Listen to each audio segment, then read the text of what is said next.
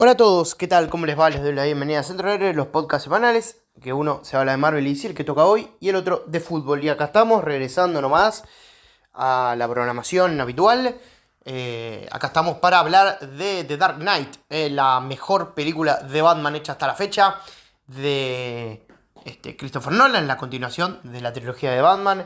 Eh, Estamos acá grabando el podcast para el día miércoles a las 20.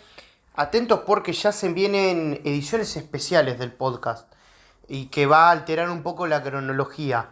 Se va a venir un especial del Mundial. Ya se está por cumplir un año de los partidos del Mundial. Y se va a venir una producción especial del canal destinada a todos los que fueron los partidos del Mundial y por ahí algo más. Pero los 7 encuentros van a tener su respectivo podcast, empezando el 22 de noviembre y terminando el 18 de diciembre, cumpliéndose un año de la obtención de la tercera estrella para la selección argentina.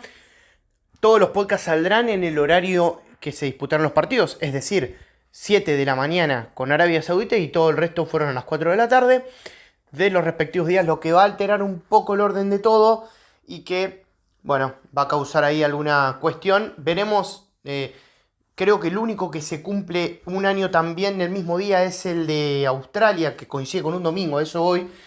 Y bueno, por ahí salga un podcast futbolero al igual que uno de superhéroes el mismo día también. Veremos, eso se estará definiendo más adelante. Lo que sí es seguro es que esta semana, ya después de grabar este podcast, vendrá la grabación del de Arabia Saudita. Y bueno, espero que les guste. Es una idea que vengo pensándose bastante. También habrá una cobertura por el lado de mi página de Instagram con mates y lectura. Veremos si hay algo más en TikTok. Pero bueno, esa es un poco la idea. Vamos a centrarnos en a lo que venimos a hablar.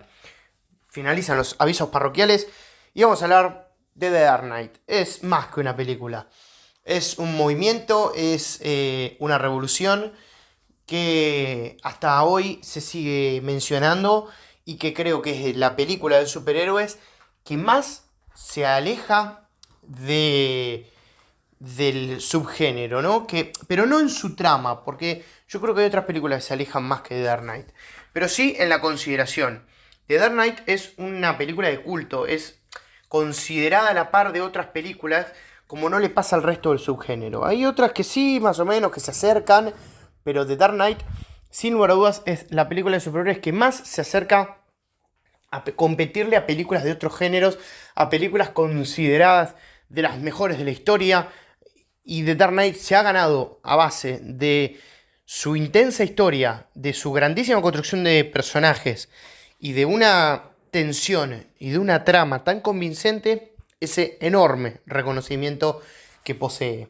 Es una película inabarcable que puede durar 1.000.000 de podcasts y que, si bien salió en el 2008, como dije, todavía se sigue comentando, todavía se sigue analizando, porque no solamente es lo que representa la película en sí, su idea, su trama, su puesta a cabo, su llevada, su idea y su fotografía, música, personajes, sino también lo que sucedió alrededor.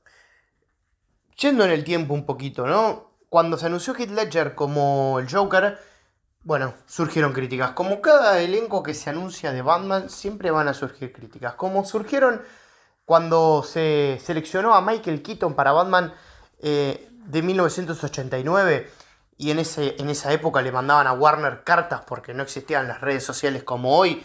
Bueno, cuando surgió lo de Heath Ledger, también hubo críticas ya de otra manera. Ya las redes sociales se estaban asomando. Esta película de hecho tuvo una fuerte campaña en internet. Y sucedió, sin ir más lejos, con The Batman, con Robert Pattinson. Ahí sí, en redes sociales, una crítica despiadada. Y bueno, siempre termina sucediendo que una vez que sale la película, la gente termina maravillándose y retractándose por los dichos sobre el actor. Heath Ledger estaba de alguna manera en una situación un poco parecida a la de Robert Pattinson, considerado como un actor de películas románticas, de rom-coms, de comedias románticas. Obviamente Pattinson no es que hizo una rom-com, sino que eran películas más bien dramáticas, pero como un actor de películas románticas dirigidas a otro público, y que no parecía que pudiera encarnizar un personaje que desprendía tanto, ¿no?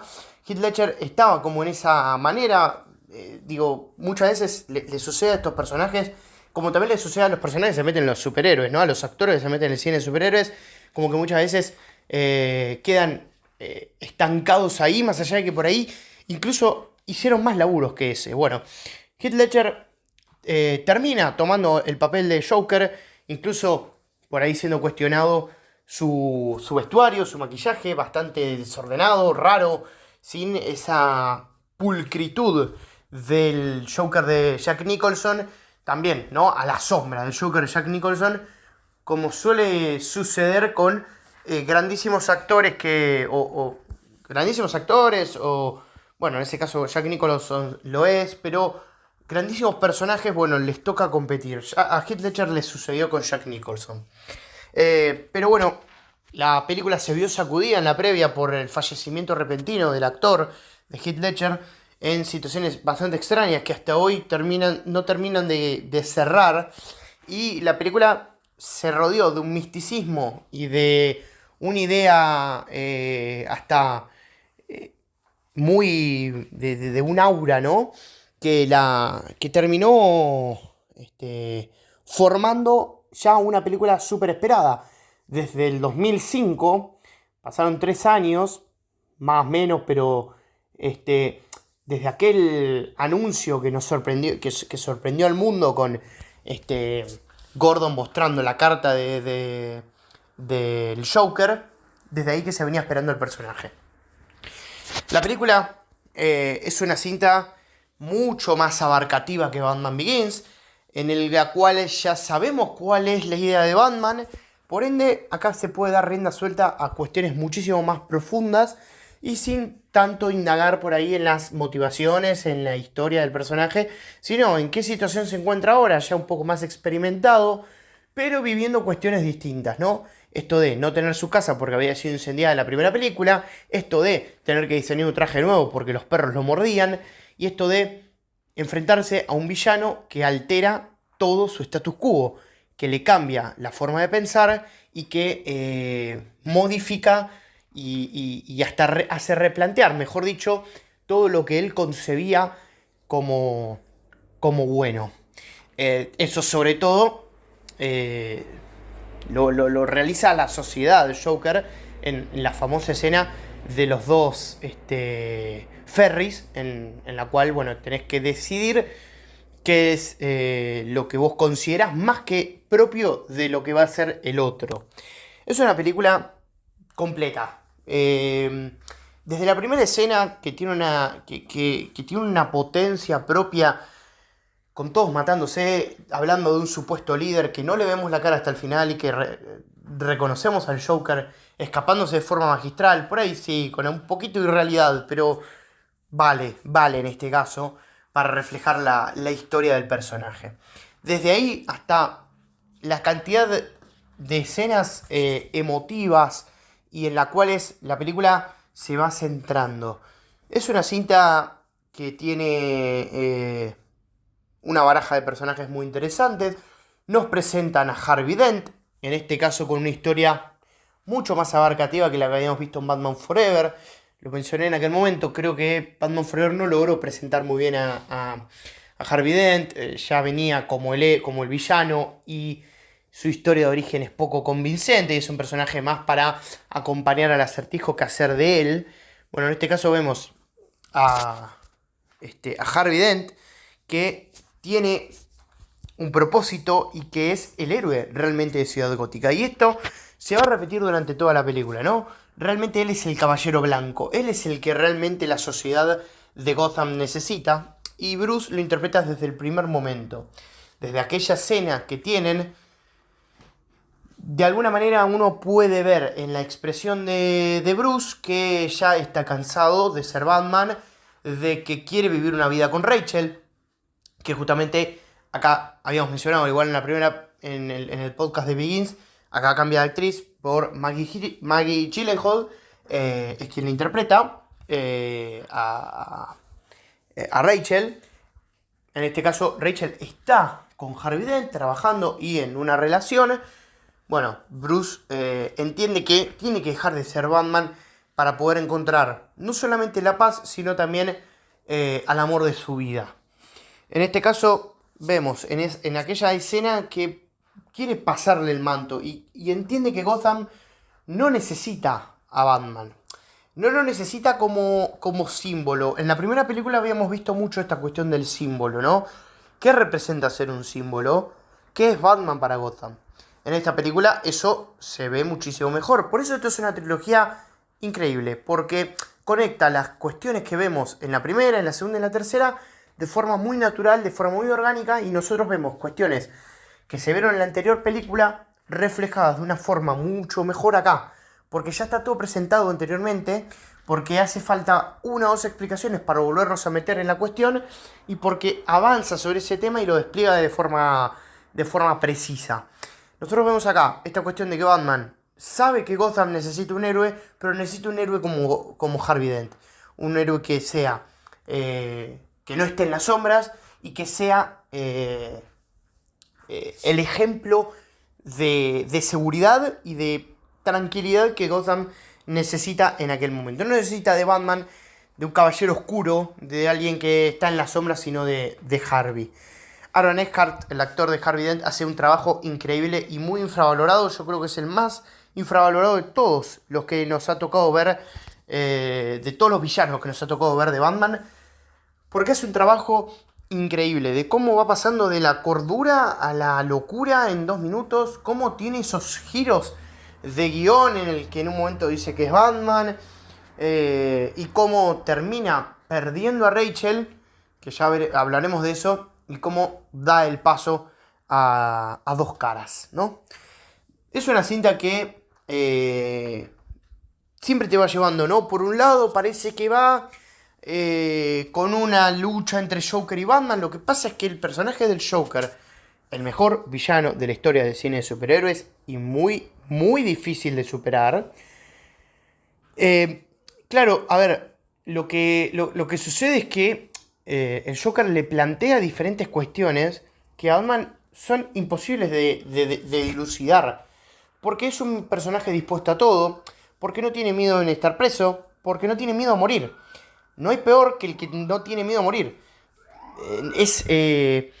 De alguna manera, no le tiene miedo a nada. Entonces, es un personaje súper difícil de presionar. Y para Batman le resulta muy imposible abarcarlo. Vemos en aquella escena del interrogatorio, que es de las mejores de la película, cómo se ven las dos posiciones, cómo se ven los dos personajes y por qué son lo que son y por qué representan lo que representan. Pero en realidad la idea del Joker y los propósitos los vemos desde la escena en la que se presenta con los mafiosos. Con Marón y con el Cheyeno. Y desde aquel momento nosotros vemos cuál es la idea de este personaje. Que la verdad no lo hace por un propósito tan marcado. Y por eso, digamos, la grandiosa interpretación de Heath Ledger y lo bien construido que está hace que un personaje que por ahí no tiene grandísimas aspiraciones, que sí quiere ganar dinero, pero en realidad no le termina importando tanto porque lo quema todo, simplemente quiere ver el mundo arder. Como le dice Alfred, ¿no? Hay personas que simplemente quieren ver el mundo arder o algo parecido. Es lo que le dice Alfred en una escena Batman a Bruce analizando al Joker. Esa es la grandísima explicación de por qué hace lo que hace. Pero no se siente un personaje vacío, sino al contrario, se siente un personaje bien armado. No lo vemos como una situación de que no tiene ninguna aspiración, simplemente quiere ser malo. No, hay una idea detrás. Hay una cuestión psicológica. No vemos demasiadas peleas entre Joker y Batman, no vemos peleas mano a mano. Es mucho a distancia, pero cómo Joker va desestabilizando a Batman y cómo lo hace descreer de sus propias virtudes y de sus propios defectos. Es maravilloso el trabajo sobre este personaje y yo creo que es muy difícil de igualar. La película tiene muchísimos momentos emotivos, nos van llevando por distintos caminos, llegamos a esta situación en la que Rachel muere, en este cruce de lugares a los que tenían que arribar. Pero bueno, como dije, la película gira mucho hacia el lado de los villanos. Eh, Creo que cuando se establece dos caras, con Joker pinchándolo desde el primer momento, se convierte en este villano y le genera un inconveniente a Batman porque también está dispuesto a hacer todo. Ya perdió lo que más quería en su vida y ahora busca que todo sea distinto. Es una película con una tonalidad distinta. Cambia a Ciudad Gótica, no tan para bien, se parece más a una ciudad. Está inspirada en Chicago y en otras creo que también. Es una película con una tonalidad azul, la primera era naranja, y que nos va presentando distintas cuestiones con mucha seriedad y mucha emotividad, sobre todo, ¿no? Aquella escena en la que Alfred quema la carta de Rachel porque sabe lo que le puede doler, porque en ella decía que no iba a estar con él, que se iba a casar con Harvey. Y yo creo que es una cinta que abarca tantas escenas memorables que es imposible.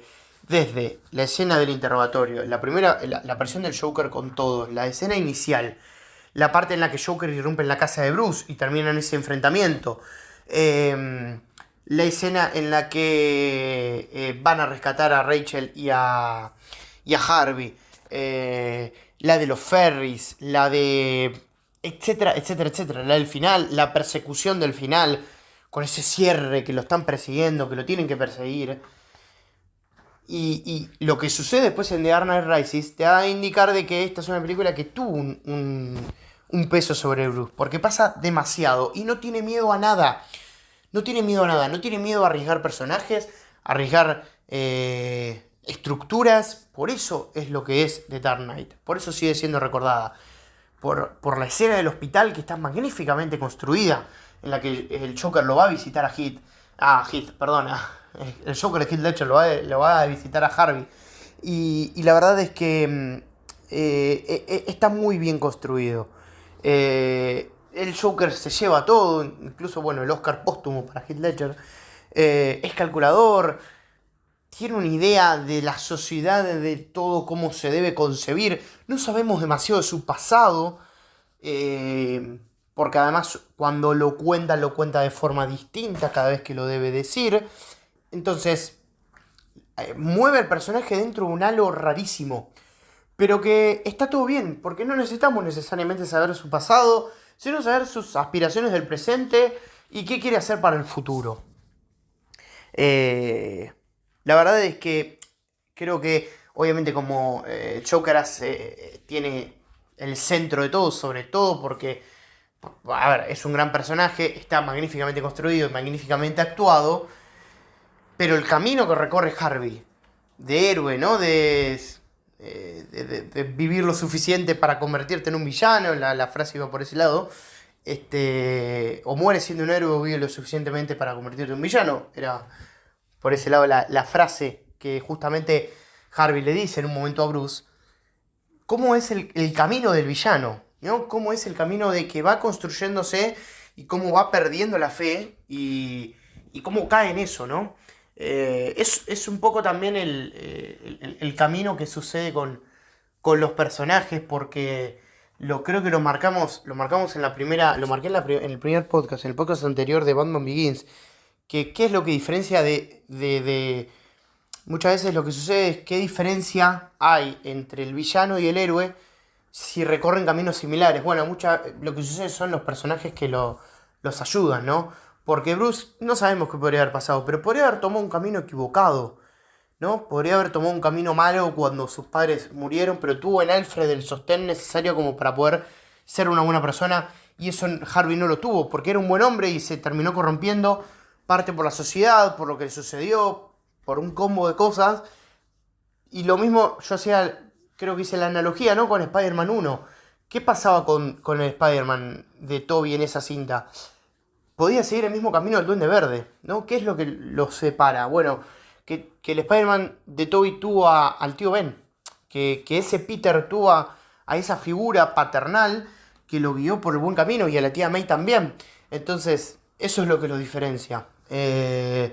Muchas veces también, ¿no? Las figuras que tienen alrededor. Acá vemos también la participación de Lucy Fox, nuevamente siendo un personaje muy interesante, el de Morgan Freeman, guiándolo a Bruce y ayudándolo. Vemos escenas increíblemente filmadas, la de la persecución. Podría estar 1000 horas hablando de esto.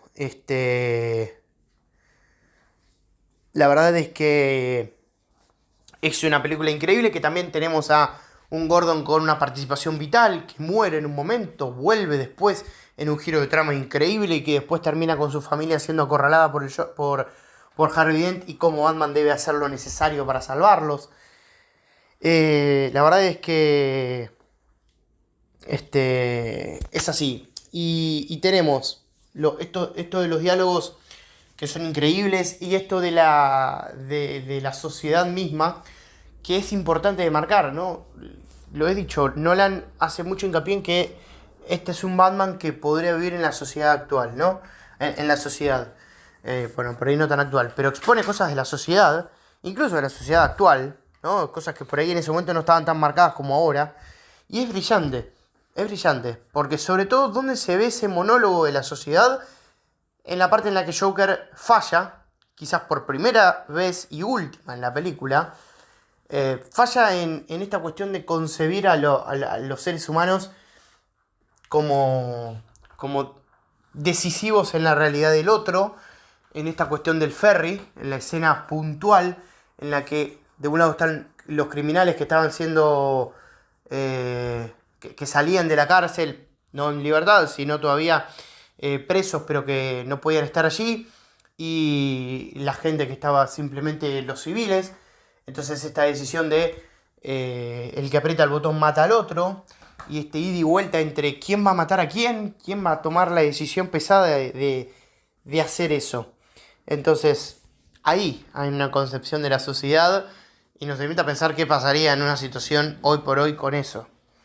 La verdad es que es una película grandiosa, pero no solamente grandiosa por lo bien construida que está, sino grandiosa desde su espectacularidad, desde sus escenas bien formadas, desde la fotografía, desde todo el uso de cámaras y demás. Hay un crecimiento en las escenas de acción, en los silencios, en lograr que el personaje de Batman impacte. Más allá de que, insisto, no tiene la participación el Batman de Bruce, de Christian Bale en este caso, como lo tuvo en la primera. Pero la verdad es que no queda opacado. Porque además, como dije, en la primera película ya nos habían mostrado todo y Bruce había sido el personaje, sin dudas, protagonista de esa primera película. Bueno, acá, en este caso, le da el lugar a los villanos, porque aparte lo merecen por su grandeza, pero le da lugar también a que Bruce tenga un trasfondo propio. Y naturalmente es una secuela. La secuela lo que tiene que hacer es explorar más las cuestiones de los personajes y lo hace. Pero no se queda estancada en cuestiones de la primera película. Porque bueno, obviamente, eso ya estuvo resuelto. Sigue adelante. Pero cosas que nos presentaron en la primera parte tienen mucha lógica acá y se vuelven a utilizar. Como mencioné anteriormente, la cuestión del símbolo, de qué representa Batman realmente para Gotham. Es una película muy disruptiva. En una nota hace un tiempo había puesto que es la película más disruptiva del cine de superhéroes, y yo creo que sí, porque todo lo que representa es muy grande. Es una película que es constantemente comentada, como mencioné, y que supuso algo importante para mí a la hora de verla, ¿no? Yo dije, bueno, estoy viendo algo importante, es algo grande, y es inevitable verla en la televisión cada vez que la pasan, y eso que lo hacen seguido, por suerte. Como punto negativo, si hay que marcar algo negativo, que todas las películas lo tienen, es normal, es que por ahí se enreda un poco. En la tercera va a ser mucho más evidente. Pero bueno, por ahí hay un enredo con alguna trama, con alguna cuestión. Pero la verdad es que todo lo resuelve muy bien. Y la verdad es que es así. Cómo los personajes se van corrompiendo, cómo la sociedad va padeciendo a estos tipos, a estos villanos, pero que muy anclados en una realidad y en un universo. Y fuera de cualquier cuestión y fuera de la idea básica de quiero gobernar el mundo. No, son personajes que quieren redimirse y tener una vida y sanar heridas del pasado. No es tan básico como muchas veces se presenta. Así que bueno, les agradezco a todos por estar al otro lado. Pueden que me hayan quedado cosas afuera. Es un podcast que quedó largo. Pero creo que pude resumir en estos 25 y pico de minutos lo que siento por esta película, que me parece que es la mejor de todas. La quiero mucho, es una gran cinta. Véanla siempre. Incluso si no son del cine superior, yo creo que esta trilogía y sobre todo esta segunda película son ideales. La verdad, es el ABC del cine de superhéroes y todas las películas de Batman van a competir con esta trilogía y sobre todo con esta segunda película, que es una maravilla, que es constantemente reconocida y que por todos y por público ajeno al cine de superhéroes sigue viéndose con un impacto gigantesco. Les agradezco a todos por estar del otro lado y nos estaremos viendo próximamente con todo lo que viene. Esto fue The Dark Knight en 2008, año en el que también salió Iron Man y se empezaba a construir el MCU, ni más ni menos. Un gran año también por otras cuestiones. Abrazo grande para todos, nos vemos y bueno, una maravilla. Vayan a ver The Dark Knight, no sé qué están haciendo.